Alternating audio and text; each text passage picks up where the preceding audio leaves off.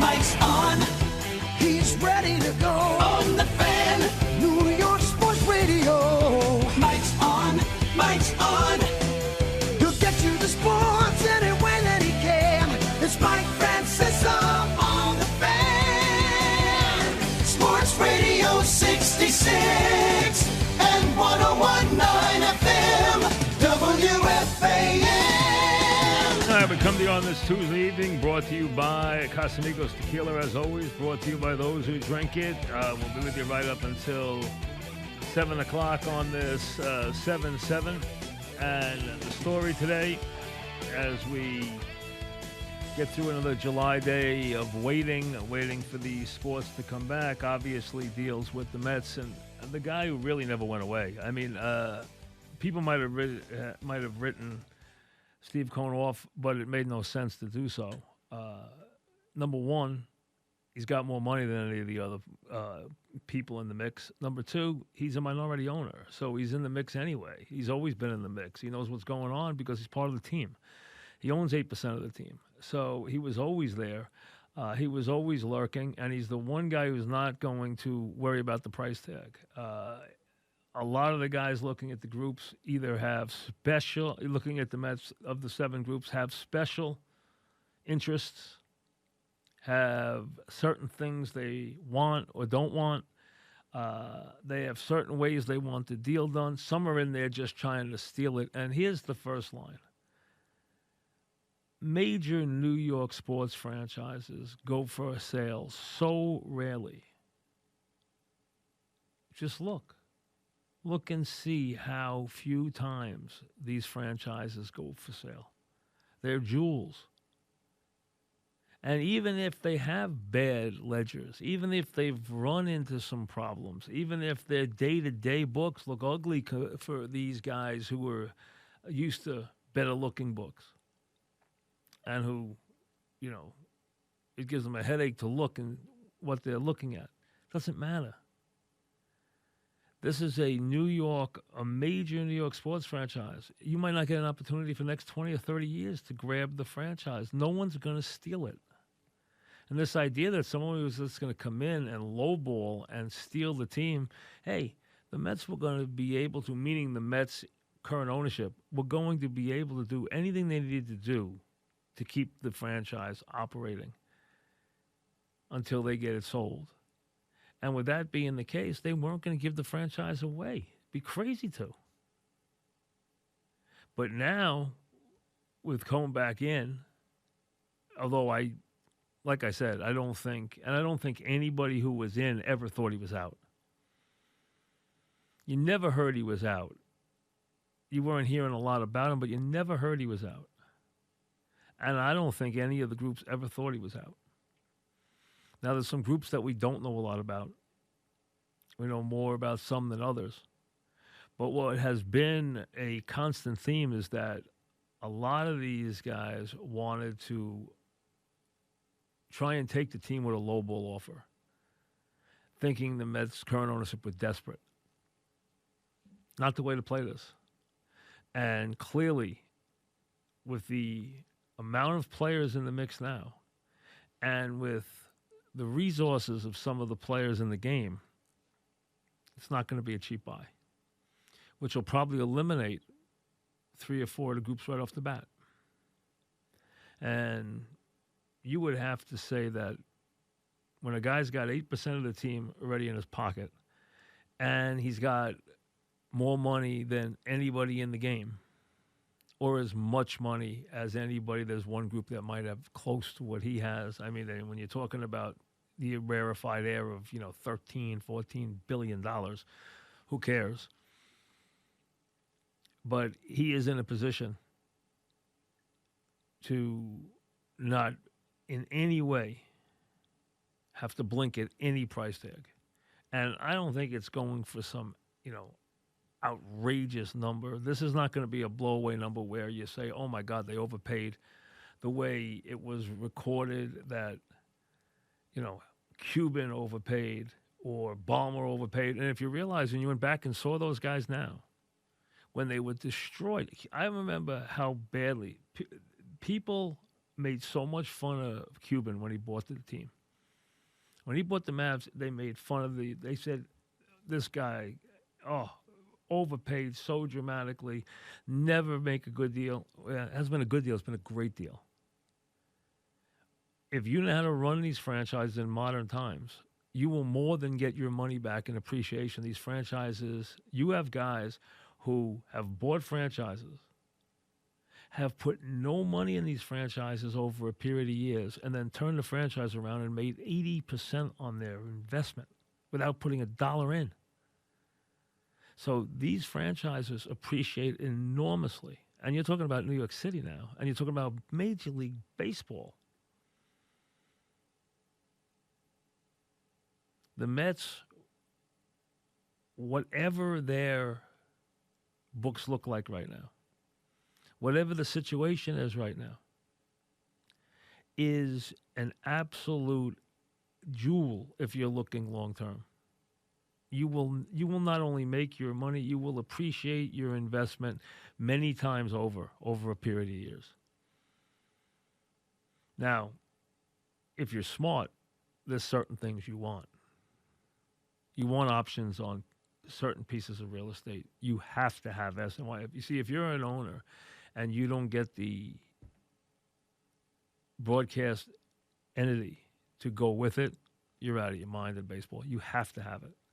So if I were any of these groups, I would not do anything unless I got controlling interest in SNY. I wouldn't even think of it, because that's the key to any deal. That makes it a home run right off the bat. And that's what you want in baseball.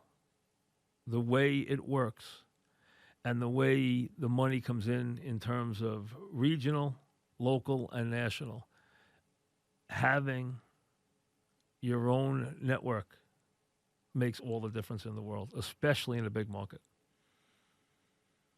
That is the model that is, without question, the most absolute lock sure of being successful.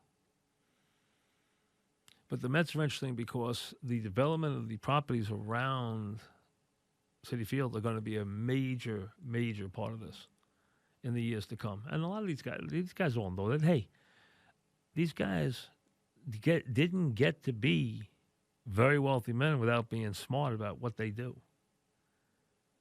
Whether or not they win or are motivated to win inside the game itself. Because remember, on one hand, you're running a business with a bunch of partners. On the other hand, you compete internally inside a game, but that is outside the economic game. There's the game, and then there's the economic game. They're two different games. You can play that one way, and then you can play the other one way. Now, the best franchises play them both highly competitively, like the Pats. Or what Jerry's done economically, although he hasn't done it on the field since the days of Jimmy Johnson. He did it early and won 3 Super Bowls, and he's done it in terms of what he's done economically. Hasn't done it on the field in 20 years for a variety of reasons, but did it early. Pats are a perfect example of what they've done in terms of doing it in both places. But you can do it in one and not the other. But again, more than anything else, the secondary, tertiary parts of the deal, which don't get discussed very often, are critical to the success of the deal. And if it's such a bad product and it's so run down and the books are so bad, how come there are 7 already qualified bidders who want it so badly? 7. Now, there might be a couple in there say, oh, I only want it if I can steal it. Fine. That's how they buy things. And you know what? They're really smart at buying things like that, because in the long run, if they're that disciplined, they'll win 9 times out of 10. If they buy something when it's run down and they pay bottom dollar, most times if they know how to operate and know how to turn things around, they're going to be enormously successful. That's what they do. That's what a lot of smart businessmen do. More power to them. This is not the deal for them. This is a deal where you have to look at it as an opportunity to do something extremely special, to be a baseball team in New York where there are only 2, and Check out the last time one went for sale. You can't count the Doubleday half of the sale as a sale. You realize in a very short time there, the two franchises went for sale. Okay? In a reasonably short time. Within 10 years of each other, which is rare. Now you're talking since then, 40 years have gone by. 40 years. Might be another 30 or 40 till something happens because they don't get out of the family. They stay in the family. And obviously, we know what happens. How hard it is to see or get your hands on these franchises. That's why it's that special. Now, I don't know what the long-term plans would be for Steve Cohen, who's 64 years old. I don't know. I don't know what his plan is. I know what his immediate plan is. I don't know what his long-term plan is. But it doesn't matter. He's back in the game, and if you're a Met fan, all you want is somebody who is going to be dynamic, who is going to want to put forth the finest product, want to compete on the highest levels. That's all you're looking for. That's all you ever want. You want an owner who's got resources and wants to win. That's all. And then you're going to hope that he knows how to win. And the idea that somebody who comes from outside of baseball would have a harder time winning than someone inside baseball is ridiculous because, hey, these guys know where to find the right people. You think it's hard to go find a general manager who's got a track record? You think you had to know something about baseball to go find Theo Epstein? You had to know something about the sport to go find a guy who you say, hey, I think I can get this guy, and he's a proven winner. He's done it in 2 places already.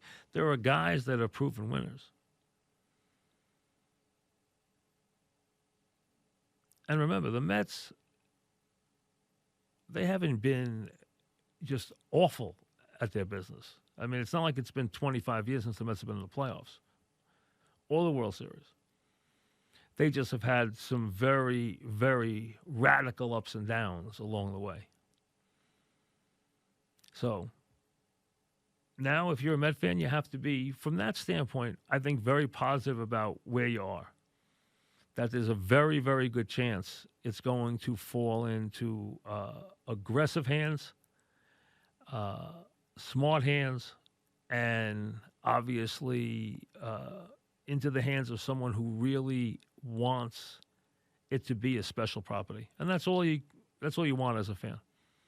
That's all you can hope for, is to get someone who is that kind of owner. But again, that doesn't give you, it doesn't guarantee you championships. Nobody wants to win more than Jerry Jones. Nobody is more aggressive than he is. How's he doing over the last 2 decades? Because he'll only do it his way. Sometimes that can be as much a curse as a blessing. Not every owner, he might know how to make money. He might know how to promote his franchise. He might not know how to win. And getting a player because he was a great player is not a recipe that is automatic. There's plenty of cases of that. And a few very, very prominent ones led by Michael Jordan as a perfect example. So there's no one recipe that always works. But there are a lot of different ones that do work. And right now, you have plenty of people there with deep pockets who seem to want the franchise. I'd say take 3 out who probably want to steal it and put 4 that have the right intentions, the right ingredients, the right resources, and probably have a good clue on what to do. That still gives you better than a 50-50 chance there for it to come out the right way. Back after this stadium, it was good to see players in uniform, but in 10 minutes I was out of there. I couldn't watch it. I'm sorry. I can't watch a scrimmage. I've never been one. Like, I have a house in Florida. I go to spring training for a couple of minutes when they're drilling. I watch batting practice a couple minutes. That's fine. I could do that. I could sit there and talk. Go visit someone and sit and talk. But I go visit Omar or whatever I do. go sit there and talk, go visit, say hello. That's fine. But I mean, I'm not one that loves sitting around watching spring training all day. I mean, you could, after a couple hours, it gets a little tedious. It really does. I mean, but spring training game, I'm not the biggest spring training game fan. But to see baseball again was good. But again, to see a modified inter-squad scrimmage is a little much. It wasn't even that. It was a workout more than anything else. But, hey, what are you going to do? That's what there is right now. All right, Richard in Teterboro starts us off. What's up, Richard? Peace and love. It's Ringo Starr on my birthday. Hi, All right, there's some moron. Lou in Astoria. What's up, Lou? Hey, Mike, how you doing? What's up? Yeah, that was kind of strange. After watching that last night, I started watching. I said, it's better than nothing. But then everybody. No, it isn't better than nothing. It's basically was nothing. Yeah. Yeah, you know what I'm saying? No, nobody in the outfield. Nobody. It was disgusting. Anyway, I didn't want. I just shut it off like you did. But anyway, this idea about selling the Mets, and I'm telling you right now, whoever gives these guys the most money, that's how they're going to go. They're not stupid. Well, of course not. I mean, listen, that's the idea. The idea is to get the biggest sale you can. But listen, they're not going to sell it to somebody they're going to sell it to the highest bidder. That's all. Exactly, I mean, they're not going to go. No, they're out now. Listen, the idea of them staying in the franchise or managing the franchise, that's over. That's over. That's over. The money Now anyway, all they're doing is taking the sale, and that's it. That's it. And about Alex Rodriguez, let me ask you something. I don't know if you can get him on. I know that you're very close to him. I don't know if you still are. Yeah. No, I mean, we chat from time. We text each other from time to time. I've spoken to him a couple of times. Yeah, but I'm sick and tired of all these hoes that's they're trying to say that he's trying to copy or do better than Derek Jeter. He doesn't need to do that. He loves the game. This is something. Listen. You see, here's the thing, Lou. When you're A-Rod, you live your life. You don't worry about what people say, okay? He wants to own a franchise, fine. I mean, he had to go out and get the money, to get people. He needed a money guy. He went out and got two money guys who are legitimate money guys, okay? They're guys who have been incredibly successful. I know of Vinny Viola I know him. I say hello to him. I see him at the racetrack. I say hello. I know he's been incredibly successful. He's self-made, okay? And then Rapoli, who I know very well, okay? I know Mike Rapoli really well, and he's a brilliant businessman. He's not a good businessman. He's a brilliant businessman. And he's self-made, and he's done an incredible job, and he would be a great guy to have with A-Rod as a team, with A-Rod and J-Lo as a team. But let's say A-Rod and Rapoli are the guys who are going to do the day-to-day stuff. Now, remember, Vinny Viola and Rapoli are like brothers. So they're in there together. They're in there, and they're both incredibly successful at what they do. They're both billionaires. Okay? They've had incredible success in their business life. They're very smart operators. They know what they're doing. They're local guys. They're aggressive guys. Okay? So, and they'd be easy to root for. So I think that team has a lot of attractiveness. But they're not nearly not even a little, they're not even on the same stratosphere as the kind of money Cohn has. Cohn is on a different level. He is to the moon. He'd be the richest owner in all of baseball. If you watch Billions, there's a lot of people that will tell you that the Bobby Axelrod character is taken from an adaptation of Stevie Cohn. That's so if you've watched that show, you kind of get the idea that this is a guy who plays for keeps. Of course, it's made to be more aggressive and more glamorous and more cutthroat and everything else. But this is a guy who's a very, very aggressive, very, pedal to the metal business guy who has made a fortune. And he's controversial. And he's extravagant, and now he wants the Mets. He's a player in this whole thing. He becomes a big player. He has to be the favorite just because here's why he's the favorite. He's the favorite because he owns 8% of the team already, and he's the richest guy in the room. And he might want it more than everybody else. That doesn't mean he wants it more than A-Rod, but A-Rod, remember, has to lean on his financial partners. A-Rod doesn't have the money to buy it. And even with the Viola money and the Rapola money, which is extraordinary, it's not where Cohen is.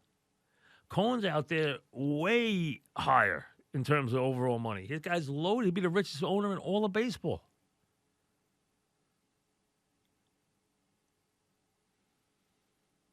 David in Newark. What's up, David?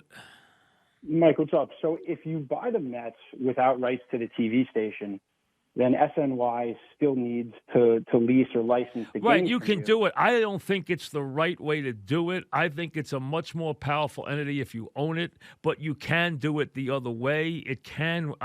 It's not that it can't work the other way, but I think the right way to do it is to have a ownership percentage of the broadcast entity, and really, most likely, if you want to be more successful, have a controlling interest of the broadcast entity. So I get that side of it, and there's probably a lot you can control if you control the network. But then, so what happens if, say, you start negotiating with, I don't know, Fox Local, Fox Sports 1. Now the price is driven up for SNY, and SNY needs the Mets a lot more than the Mets need SNY. No. See, that's why you want to know when you go in the door, you want to know where you are. Because that having the rights to that team and then controlling the SNY is a big moneymaker. That's what you got to understand. That's why it's good to have, because it will throw off a tremendous amount of cash for you, and it'll throw off all different kinds of revenue streams around the Mets. That's why the real estate and the broadcast entity are two things that enhance the value of the franchise enormously. When you have the team, if you control the other two, it's a license to print money. Because think about it. You own the team. Think about what you can do if you own the real estate across the street.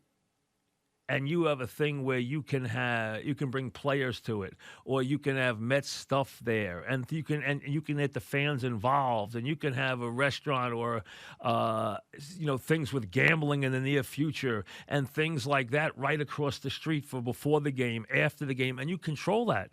Well, if you have it and you have an ownership of the team, so you don't have to go to the team to get the things you need from the team to make that real estate work. And to make those, companies or those entities that are around the ballpark work, you can work hand in glove. Same thing with the network. When you have the ability to work as a plan, it all works together. There's a symmetry there, and it throws off tremendous revenue that you can control. So that's the best way to do it. It doesn't have to be that way, because you can go out and sell the product. If you're winning, you're going to get a good buck for your product no matter what. But that's if you're winning. Charles and Teaneck, what's up, Charles? Hey, Mike. Yes, Charles. First of all, I think that A-Rod is a much better executive than Jeter. Well, how would you know? How would you know that, though? Because from the Shark A-Rod hasn't been an executive yet. But he's on Shark Tank. He was on Shark Tank about 3 times. Come on. Go ahead. What else is on your mind? So Drew Brees was a big thing a couple of months ago when he said the thing about the anthem, the players kneeling. Right. And all the NFL players were calling him out. Right.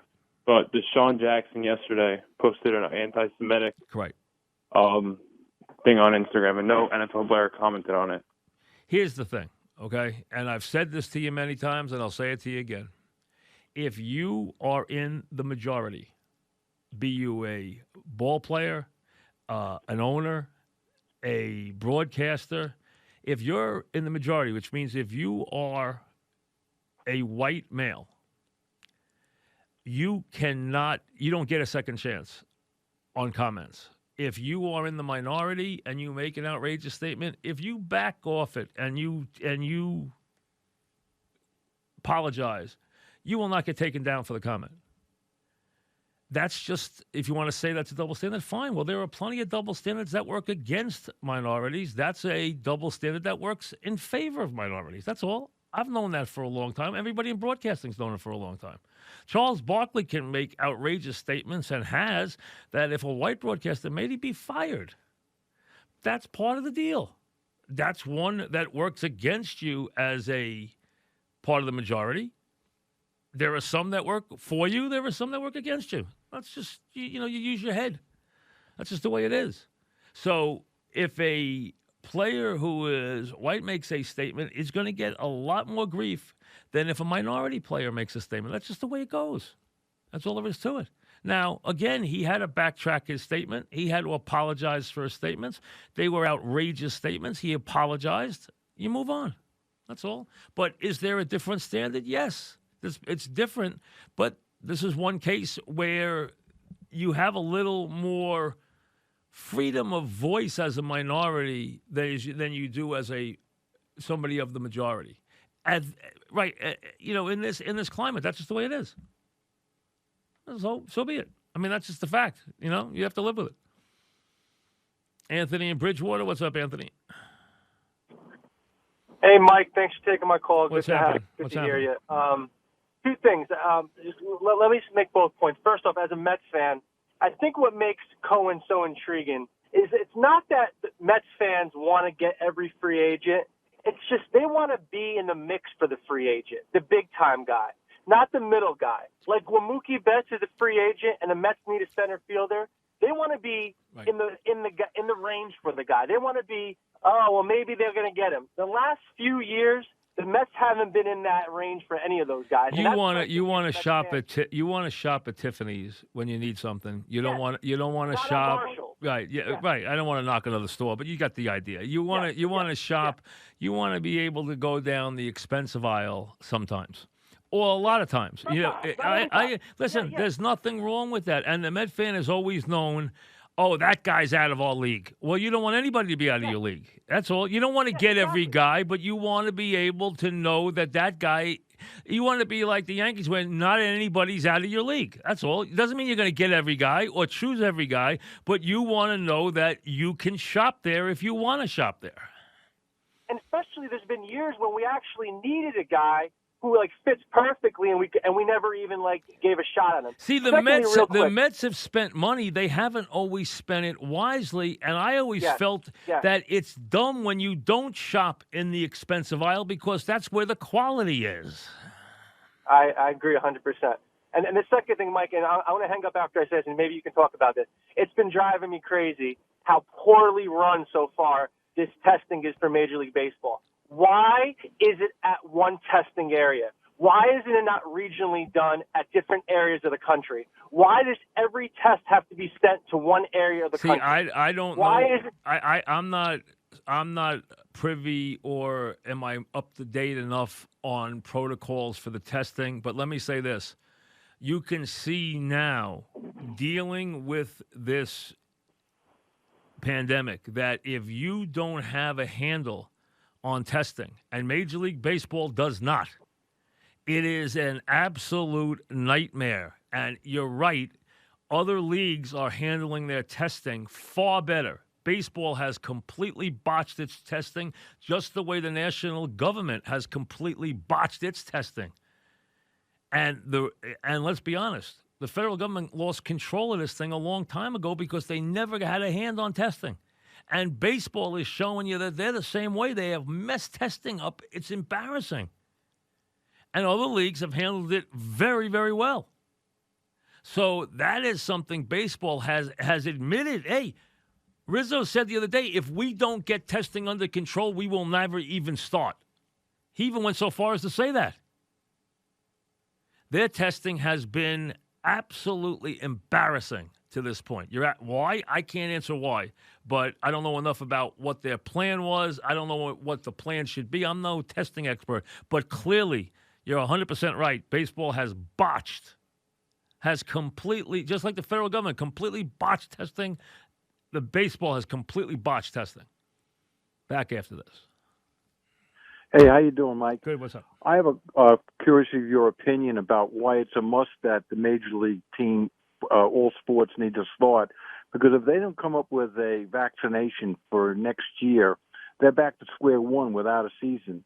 So they need to get this thing right before next year as a backup to not having a vaccination. Because if they lose this year and then they're back to square one for next year and it all starts over again, they'll be out of business. Bob, they're playing now for one reason and one reason only, so that they can get something out of this season. The networks need advertising, and they need product, and they want the sports to play, and then they turn around and pay the sports. So the players want to get paid, so they hit the field. The owners want to get paid, so they put the product on for the networks. The networks want to have the product on so that they can get some money and some revenue into their business. It's all these businesses that have been stopped. That's the reason why, under these adverse conditions, they are bringing these sports back. That's the only reason they are coming back. They're coming back to empty stadiums. They're coming back for television. That's it. They're coming back to provide TV ratings and to provide TV revenue for their partners who are their long-term partners. The ESPN and Disney need the NBA. They tell the NBA, here, go to our place, and you're going to play around the clock, and we're going to televise it, and that's what we're going to do. Same thing for the NHL, same thing for baseball, eventually the same thing for football, and that's why they're coming back to empty stadiums, to produce something for television so that TV can get the cycle going again and everybody can get paid, from the player to the owner to the network. And that's what's going on right now. And that's why they're trying against all these odds to get these sports off the ground. That's it. There's no other reason. To get the green going again, to get the money cycling again. The networks have no money because they're not getting any revenues. The teams have no money because they're not getting any money from the networks. The players don't get paid if they don't work. So put the cycle in place. Remember, you're playing in front of no crowds. In baseball, that's 40% of the revenue. Now, remember, hockey and basketball are coming back at optimum time. They're coming back to play playoffs. That's where the owners make all their money. The Major League Baseball owners are trying to push through a really flimsy 60-game regular season to get to the postseason where they make all their money. They tried to expand the postseason. They were told, we're not interested. Get out of our way before the presidential election. Get out of our way before the football in November. We don't want you in November. So they told them they didn't want him in November. They didn't want him going they didn't want baseball being played in December. They wanted baseball out of the way before the presidential election. And they wanted football dominating in November like always. Ed in Jersey, what's up, Ed? Hey, Mike, how you doing? What's happening? First time caller. Yes. Hey, you just made a comment about the government and the testing. I work for the government, and we were responsible for sending all the kits and everything to the states, to the governors to do all the testing. It's the government. I understand the government started a few testing sites. But that's because the governors couldn't do it by themselves. Do you realize that? Yeah, well, listen, I'm not going to sit here and debate with you, Ed, but if you're trying to tell me No, that the federal Yes, government has done a good job in this, I completely and 100% disagree. I think first of all, they didn't have their heart in testing from day one. The president didn't have his heart in testing. He didn't want a lot of testing, number one. And number two, this has been botched since day one. I'm sorry. That's my opinion. We weren't prepared for it in any way. I'm not saying the states were overly prepared. I don't think anybody was overly prepared. But I'll tell you this, the federal government botched it from day one. And baseball's botching it right now. Let's look at the last 5 or 6 days. Their own executives are admitting they botched it. They left samples at the airport. They mixed up samples. I mean, it's been a folly from the start. And I know someone who is in the medical supply business and who does pricing and I'm not going to get into anything, but just to tell you that I've heard some stories that are hair-raising. Let me just put it that way. James in Dumont, what's up, James? Hey, Mike. What's happening? Listen, I'm wondering what's going to happen now with this big Mahomes sighting to Dak Prescott. You know, I mean, is Jerry Jones going to open up his eyes and go, "What am I doing with this kid?" I don't understand. I mean, I'm not comparing Dak Prescott to Mahomes by any means. Right. So what they put the tag on him, and you think that might put a little bug under Jerry Jones's butt and say, "Well, why can't we sign this kid? Or why aren't we getting this done?" You don't want to let Dak walk away. I'd let Dak walk away in a minute. I mean, maybe you wouldn't, but comparing Dak and Mahomes has been the MVP of the league and won a Super Bowl, and he's under 25 years old. I mean, Mahomes has broken records and has already won a Super Bowl. So to me, one player has nothing to do with the other player. They're completely different players. Mahomes here's why they paid Mahomes all that money, because they could not conceive of playing the sport without him in the next 12 years. Now, here's the thing. Kansas City is going to have a struggle with Mahomes in years to come. They have a team that is right now capable of turning around, going right back and winning another Super Bowl. They only have so many years left with Andy Reid. They only have so many years left till they can't pay all these players. Mahomes' contract will become an enormous weight around their neck, and it will hurt him.